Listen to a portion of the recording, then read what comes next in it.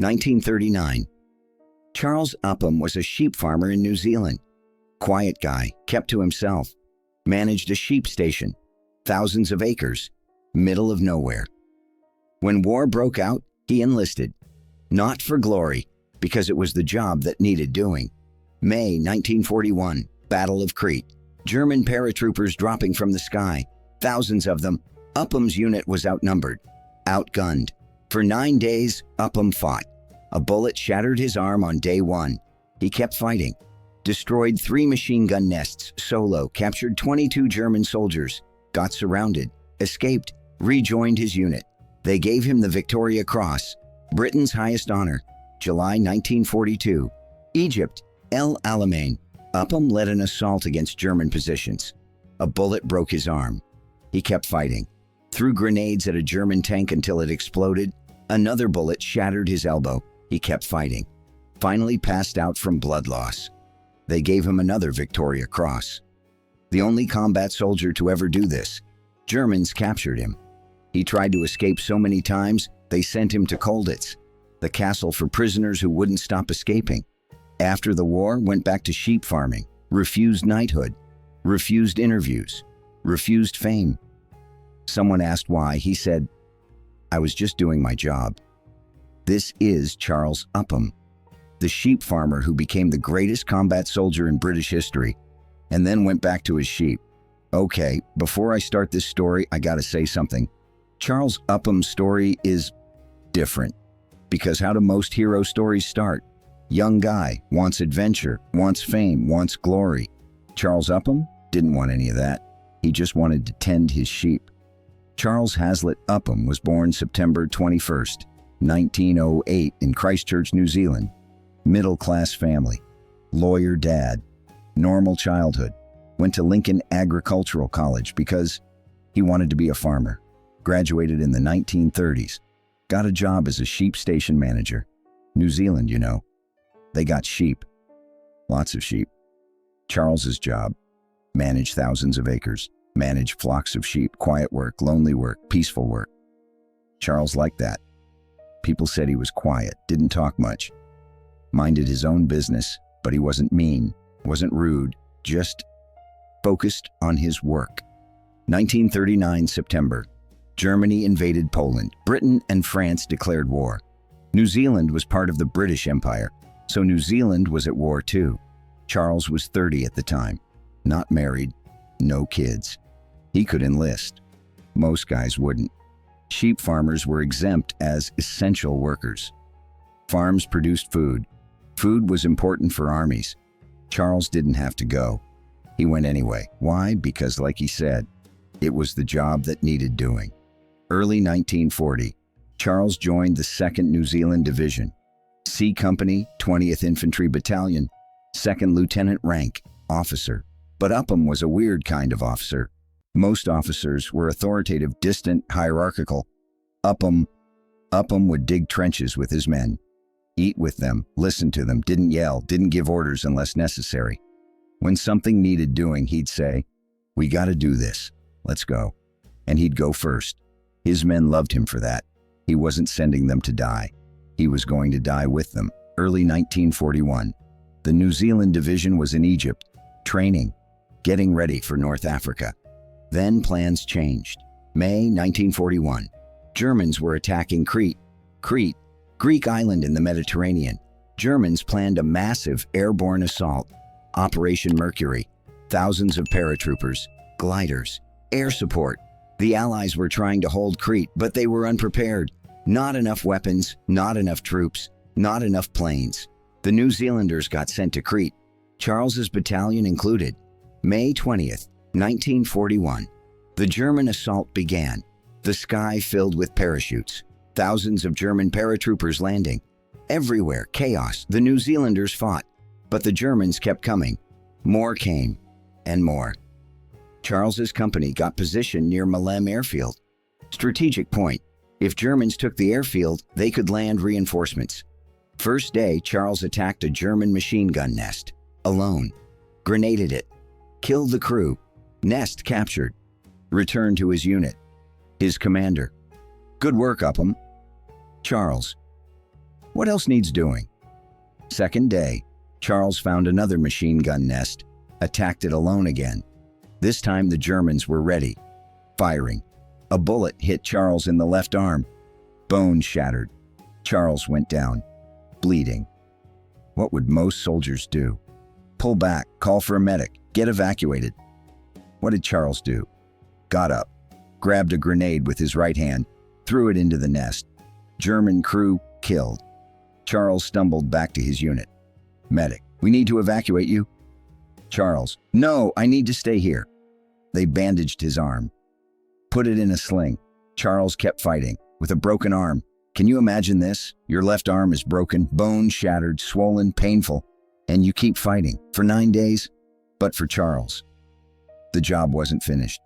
Over the next 7 days, Charles didn't stop. Led his company, attacked German positions, took prisoners. One point, Charles captured 22 German soldiers, personally, marched them back to New Zealand lines with a broken arm. Another point, Charles got trapped behind German lines, surrounded, no way out. Most guys would surrender. Charles crawled through the darkness for hours, got past German patrols, made it back to his own lines, kept fighting the next day. May 28th. Crete was being lost. The Allies were evacuating, getting off the island. Charles's battalion was among the last units, pulling back to the beaches, retreating, Germans pursuing. Charles was in the rear guard to slow the Germans down. They got on evacuation ships. Charles's company? Hundreds of casualties. But Charles was alive, with a broken arm, exhausted, but alive. A few weeks later, commanders read the reports of what Charles did in Crete. 9 days, broken arm, machine gun nests destroyed, German prisoners taken, escaped from encirclement, insane courage. They nominated him for the Victoria Cross. You know what the Victoria Cross means? The highest military honor in the British Empire, given since 1856. For extraordinary valor in the face of the enemy.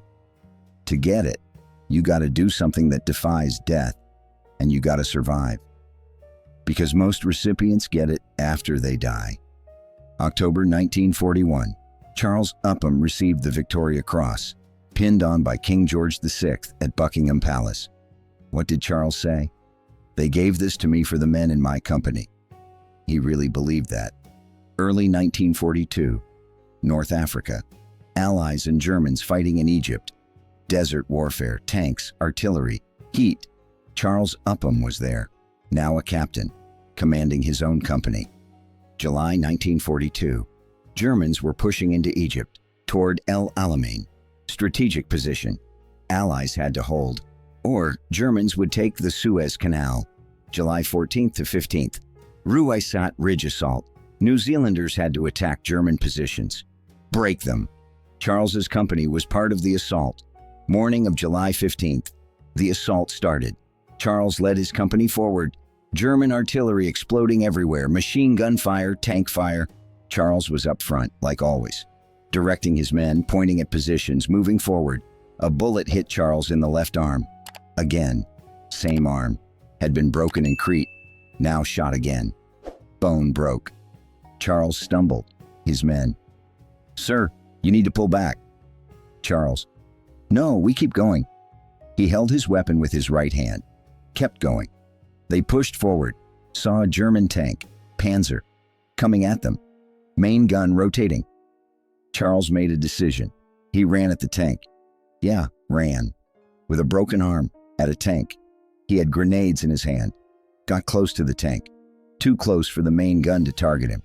Started throwing grenades onto the tank, into the tank, at the treads. One explosion, then another. The tank stopped. Crew bailed. Tank disabled. Charles's men were watching. Can't believe this. Their commander just attacked a tank with a broken arm and won. But Charles wasn't done. Kept pushing forward. Led his company. Then another bullet came, hit Charles in the left elbow, bone shattered. Now his left arm was broken in 2 places, upper arm, elbow, just hanging. Useless. The pain must have been unreal. Charles didn't slow down, kept going with his right hand. Led his company. They captured multiple German positions. Finally, Charles collapsed. Blood loss, shock, pain, exhaustion, just fell. His men carried him. Medics got him to an aid station. Doctors looked at him. Broken left arm, broken left elbow, massive blood loss. Miracle he was alive. But the thing was, the assault failed. New Zealanders had to retreat, heavy casualties, hundreds dead and wounded.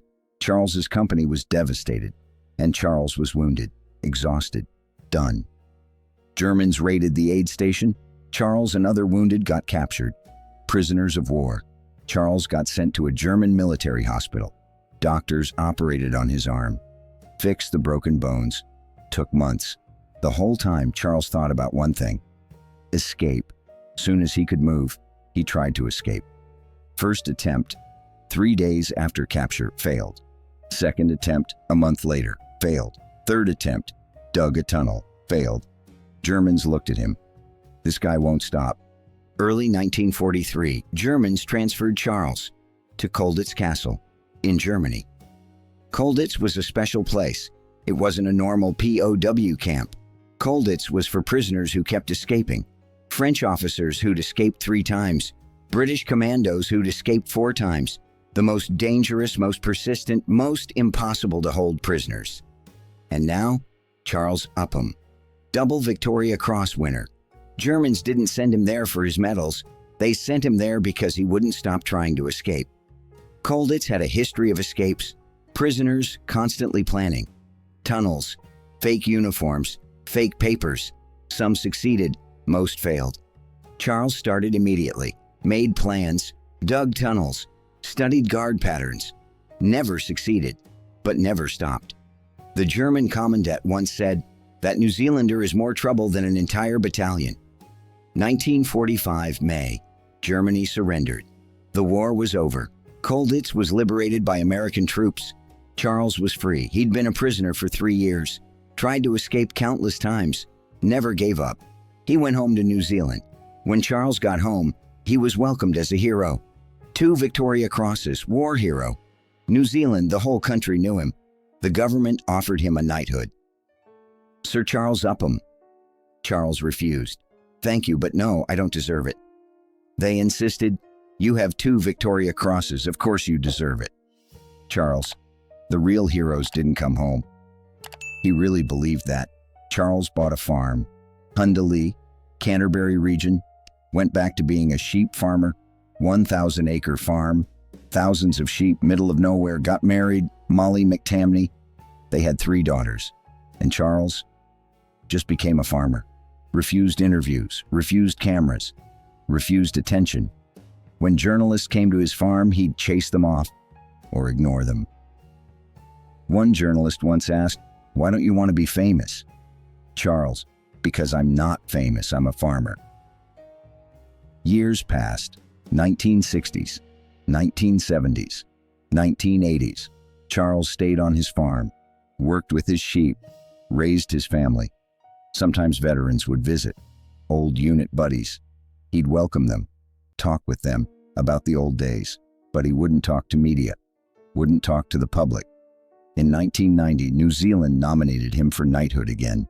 He refused again. "No thanks. The other guys died. I lived. That's lucky enough." November 22nd, 1994. Charles Upham died. He was 86 years old. Natural causes. His funeral had thousands of people. The Prime Minister came. The Governor General came. Military officers from 5 countries. New Zealand gave him a state funeral. Streets in Christchurch packed. People paying respects. For a sheep farmer. Because Charles Upham wasn't just a sheep farmer.